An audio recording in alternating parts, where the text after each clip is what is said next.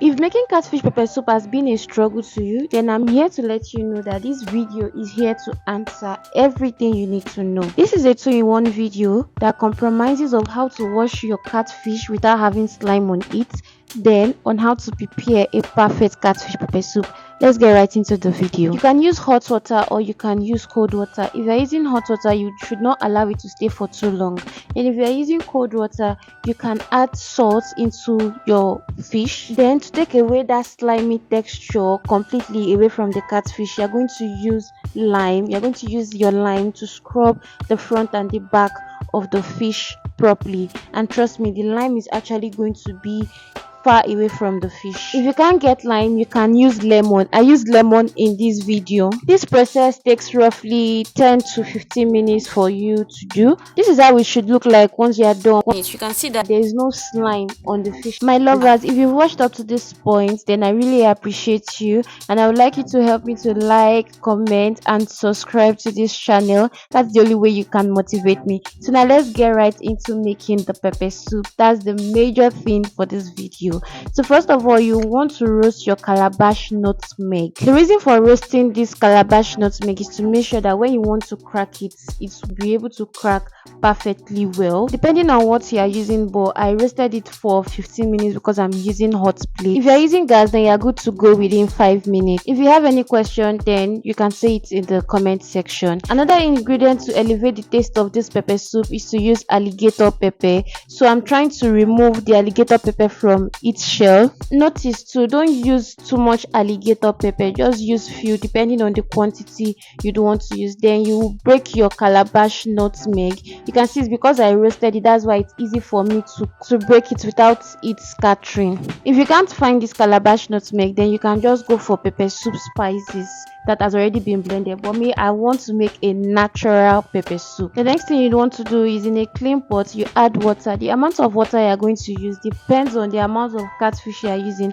I'm using 2 catfish, so the water has to be a little bit plenty. Just because I'm trying to be extra, I'm going to be boiling plantain to this catfish pepper soup. You can skip it, it's not really compulsory for you to use it. Don't forget to subscribe if you are watching this video. Because you are Nigerian, I'm going to be adding fresh pepper. Add your blended calabash nutmeg with alligator pepper. You're going to add black pepper to this recipe also. Trust me, at this point your kitchen is meant to be smelling so nice because it's giving what it's meant to give. You mix everything together and allow it to boil for some minutes. After that, you want to add your spices. That's your pepper soup spices. Then it's already coming together. You're going to add seasoning cubes to this. For this amount of pepper soup, I'm going to be using 2 seasoning cubes. Then salt to taste. I'm going to add all of them together. After following all these procedures, adding all your spices and pepper together, you can now introduce the fish into the pepper soup. Just for warning purposes, make sure that you use a big pot when making your catfish pepper soup so that it does not scatter. You know how fragile catfish can be.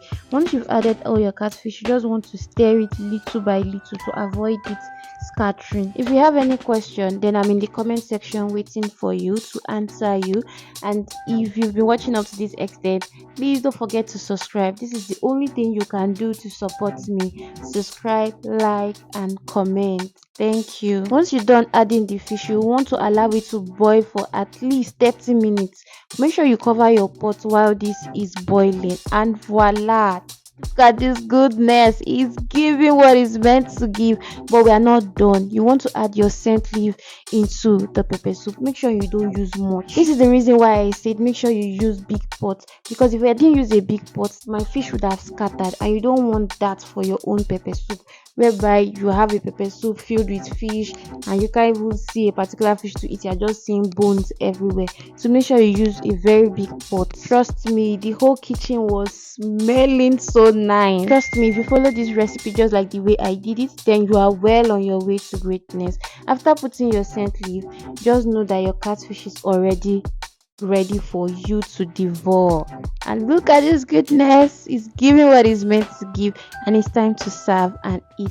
Depending on what you want to eat it with, I prefer eating it with rice. It also depends on you if you want to have a lot of water in your pepper soup, and if you don't want to have a lot of water, it still depends on you. I definitely know that you learned a lot from this video, so why don't you just click on that subscribe button, like, share this video, and turn on the notification bell so you can always know when I post another educative video just like this.